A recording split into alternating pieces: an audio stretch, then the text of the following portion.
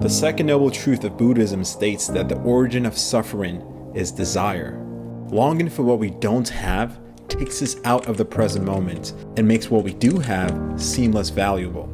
The desire for a romantic fling makes our partners seem less attractive. The desire for exotic experiences and possessions makes our lives seem more mundane and generally more miserable. But if you're like most people, you have no idea where your desires even come from or what to do about them. Understanding the nature of desire and how it affects our lives is such an important topic, yet so painfully underexplored. Our desires ultimately dictate our every action and how we spend our time on earth, whether or not we're aware of these desires. And the degree to which you've mastered your desires determines whether your life is a live in hell or a live in heaven. And while it's impossible to eliminate desire, there are ways to take control and loosen its grip over us. And that's the point of this video, to explore the nature of human desire and to identify practical strategies to mastering them.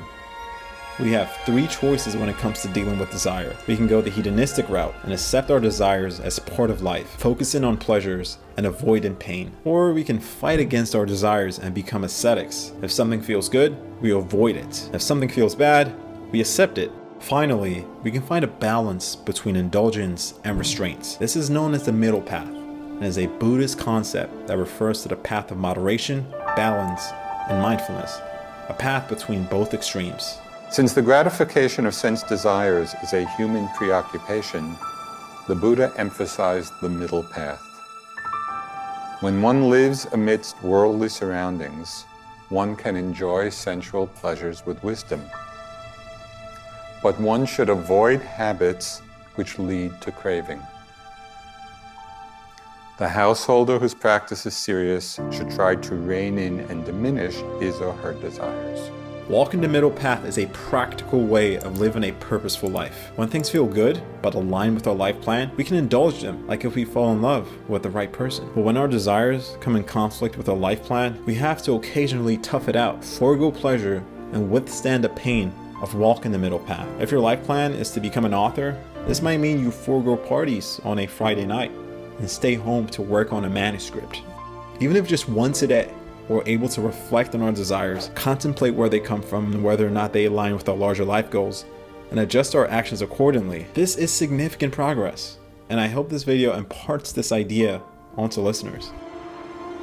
Our desires can be divided into two types, which both have different sources. The first are instrumental desires, which we desire to fulfill some other desire. Examples of this would be wanting to go to a party for a chance to meet someone you might find attractive, or the urge to drive to the restaurant when hungry. We perform these actions not because we care about the party or drive-in, but in order to fulfill a secondary objective. The second kind of desires are intrinsic desires, which we want for their own sake, because they either feel good or help us avoid feeling bad. These desires are more primal in nature and tend to come from our emotions, unlike instrumental desires, which tend to come from the intellect. Examples of intrinsic desires include the urge to eliminate our hunger pangs when we haven't eaten in a while, or the desire to have sex.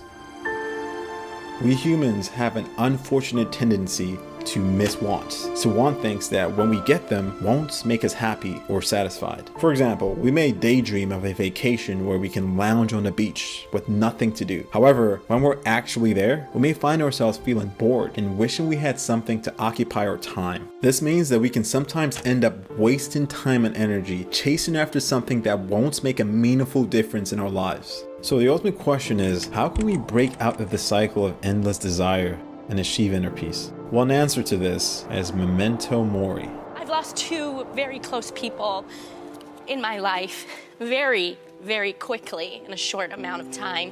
And what I've learned from that situation is that life is short and don't take for granted life. And just because you're young, just because you're in great health, it doesn't mean, like, you don't know when God is gonna take you. Yeah.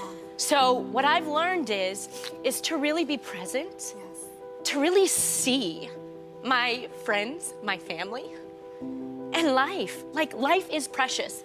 Don't let your concerns, your worries kind of like suck that out of you. Being lost in desire is a waste of our precious time on earth. It takes us out of the present moment, prevents us from seeing the beauty in the world, and from being grateful for what we do have. Every second that passes is incredibly precious. We must treat this with a sense of urgency and not burn our days away in misery. Memento Mori is the Latin idea that translates to remember that you will die. This is a central idea in Stoic philosophy and is well illustrated by the Stoic calendar, which shows our lives in weeks, with each row representing 1 year. As we can see, even if we live to be 90, there simply is just not that much time. Gaining lasting happiness and satisfaction doesn't come from changing things in the outside world, but rather learning to want what we already have, and remembering that our clock is ticking is one way to do so. We have desires because of our evolutionary past. Our ancestors who had them were more likely to survive and reproduce than those who didn't.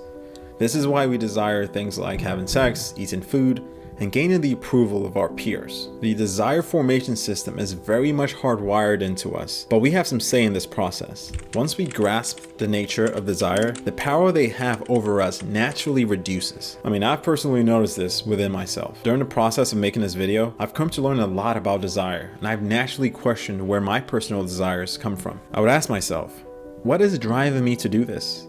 And in many cases, especially when the desire is irrational, the urge to do whatever action would diminish. Every day, we are inundated with photos of the most attractive people in the most attractive poses with the most attractive backgrounds, plus the vast majority of these photos and videos are edited to look even more attractive. We humans are simply not evolved to be exposed to a high volume of desire-evoking imagery like this. It causes greater dissatisfaction within us. So it's critical to guard our minds against these sources of desire as best as we can in a practical fashion. For me, this means cutting down on Instagram and LinkedIn, as those generate the greatest feelings of desire and envy within me.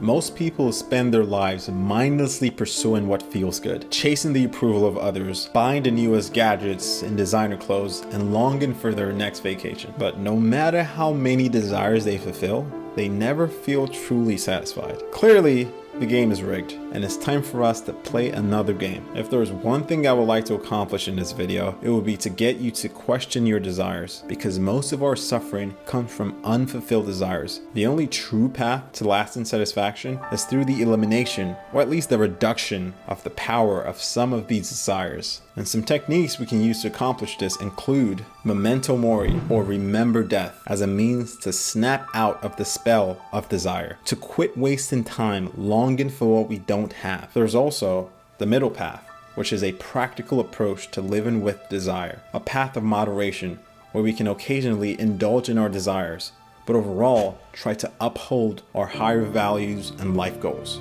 And lastly, gaining an understanding of how desires work goes a very long way in reducing their power over us. And revisiting this video is an excellent way to achieve this. I hope you found this video helpful. Thanks for watching.